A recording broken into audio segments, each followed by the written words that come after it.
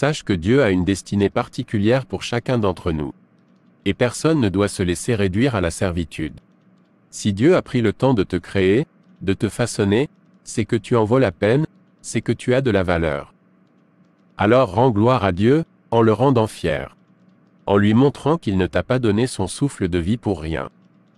Donne-toi la valeur que Dieu te donne. Et non celle que les hommes veulent te donner. Tu sais, il n'y a pas de sot métier, mais tu dois exceller dans ce que tu fais. Tu dois être bonne dans ce que tu fais. Et pour être bonne dans ce que tu fais, tu dois aimer ce que tu fais. Si ce que tu aimes, c'est servir les autres, alors bâtis un empire autour de cela. Par exemple, deviens ta propre patronne et tu pourras donner aux autres un service de qualité, dans la joie et la bonne humeur. Si ce que tu aimes, c'est créer des vêtements, alors fais-le. Parce que c'est le don que Dieu t'a donné. Mais ne te laisse pas enfermer dans des coutumes ou des lois de famille qui ne vont jamais te faire avancer. Qui vont te garder en esclavage toi et toute ta descendance. Ce n'est pas ce que tu veux, n'est-ce pas? Non. Alors je vais t'aider. Dis-moi Daniela, ma copine, Annie est très souvent chez toi en ce moment. Je sais que tu lui commandes des robes, mais ce qui me dérange c'est que la dernière fois que je suis passée devant chez toi, je l'ai vue en grande conversation avec Clark, ton frère.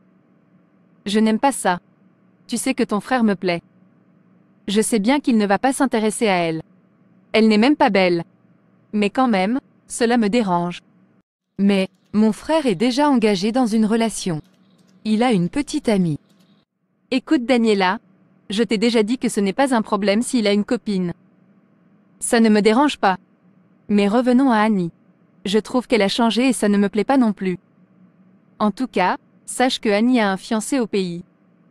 Donc tu n'as qu'à dire à ton frère que c'est sens interdit, si jamais, il avait l'intention de tenter quelque chose. Ah bon? Écoute Eva, je te rappelle plus tard, je suis au travail. Oh, bonjour Clark, comment vas-tu? Ça fait très longtemps. J'ai l'impression que tu m'évites. Parce que quand je passe chez Daniela, tu es toujours occupée. Oh, bonjour Eva, ça va bien et toi? Non? C'est juste que je suis réellement occupé. Comment va Annie? Ton mari et les enfants? Oh, bof. Bien. À propos d'Annie, je ne veux pas que tu te fasses des idées sur elle. C'est ma cousine que j'ai fait venir ici pour m'aider, mais elle a un fiancé au pays. Et ils vont bientôt se marier. Ah bon? Oui. Mais bon, assez parlé d'elle. Tu m'invites à aller boire un verre? Oh! Une autre fois peut-être, là je dois filer. À bientôt. J'ai rencontré Eva il y a quelques jours. Comment ça va à la maison? C'est de plus en plus difficile pour moi. Eva s'énerve de plus en plus ces jours-ci.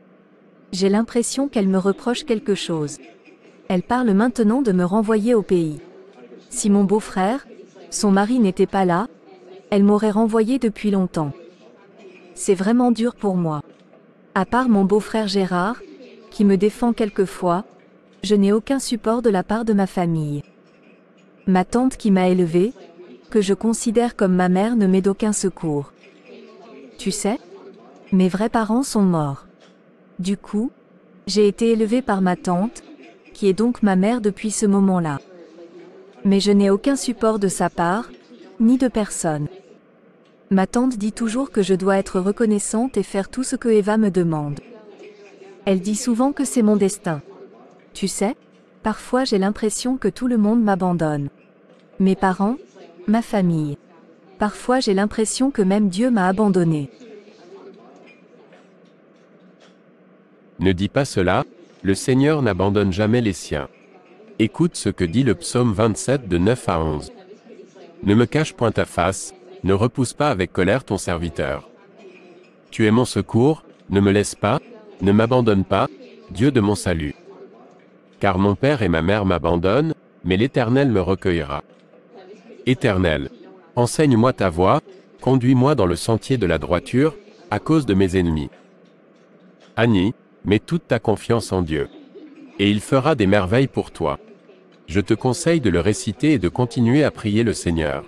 Dieu n'abandonne pas les siens. Merci pour tous tes conseils. Annie.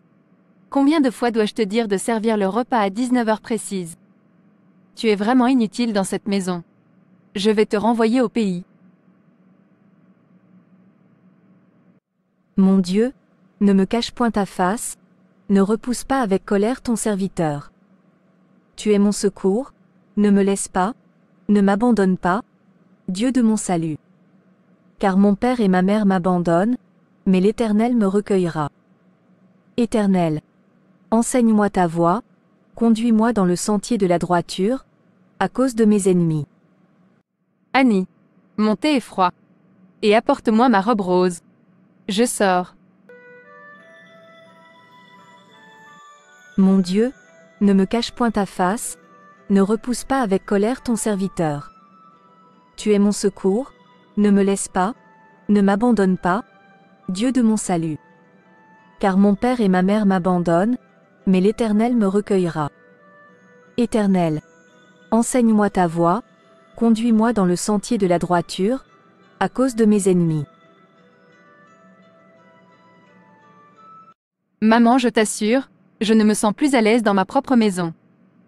Annie prie maintenant tous les jours depuis plusieurs semaines. Je l'ai surprise dans sa chambre en train de le faire. À cause de ses prières, mon mari est en train de se réveiller. Je n'arrive plus à le contrôler comme avant. Jette-la dehors, sinon elle va brûler toute ta maison avec ses prières. Mets-la dehors tout de suite. Je sens moi aussi les retombées de ses prières. Je t'informe que ma calebasse a brûlé cette semaine et ma maison est en feu chaque jour. Je suis bloqué, je n'arrive plus à rien faire la concernant. Là où je te parle, je suis en train d'aller consulter car j'ai très mal partout. Tous les soirs on me bouscule. Et je sais que c'est à cause des prières de cette petite ingrate. Sors de chez moi. J'en ai marre de toi, petite ingrate. Va-t'en. Mais, grande sœur, où vais-je aller? Qu'ai-je fait? Tu n'écoutes pas, tu n'en fais qu'à ta tête et je t'ai demandé d'arrêter de prier dans ma maison. Puisque tu ne veux pas, eh bien tu vas sortir aujourd'hui. Va-t'en. Tes affaires sont déjà dehors. Oust.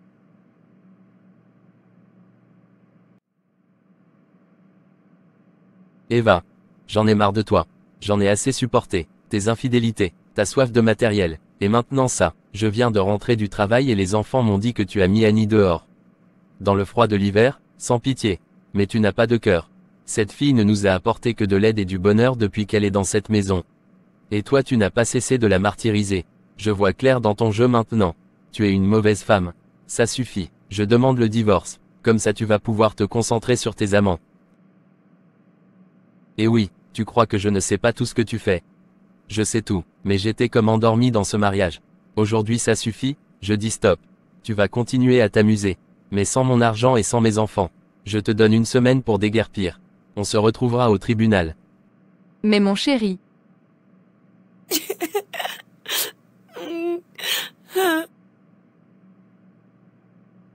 Merci d'avoir accepté mon invitation. Merci à toi de m'avoir invité. C'est le moins que je pouvais faire, après tout ce que tu as fait pour moi, lorsque ma grande sœur m'a chassé de chez elle. Je te remercie pour m'avoir trouvé un studio, l'avoir payé et m'avoir aidé financièrement pour ma formation de couturière. Aujourd'hui j'ai mon diplôme de designer et je peux travailler et gagner de l'argent pour m'occuper de moi. Merci beaucoup pour tout ton support. Merci pour m'avoir rappelé que Dieu n'oublie jamais ses enfants. Je suis fier de ta réussite.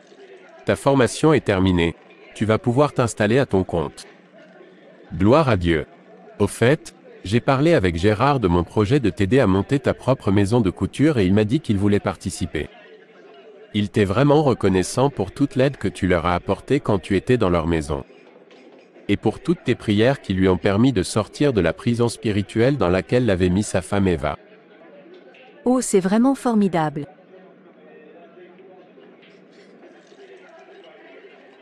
Merci de m'avoir accompagné. Mais que se passe-t-il? Pourquoi cette soudaine tristesse?